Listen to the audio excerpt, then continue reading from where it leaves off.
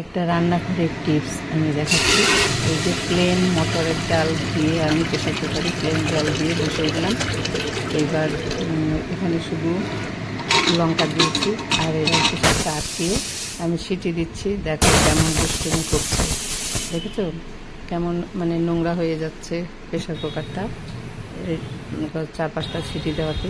এবার আরেকটা দেখাচ্ছি আমি।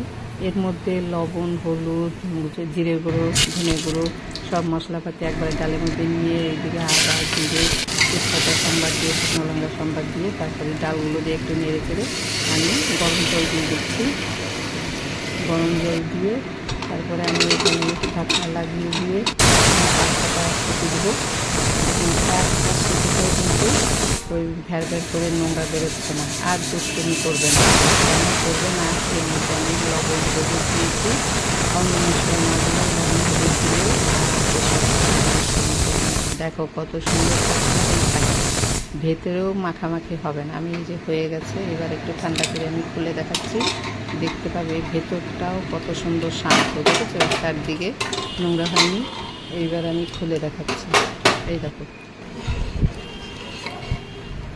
যে ডাল আমার রেডি, ডাল হয়ে গেছে। এবার ভাজা জিরে গুঁড়ো দিয়ে নামিয়ে দেবো। এটাই হলো টিপস।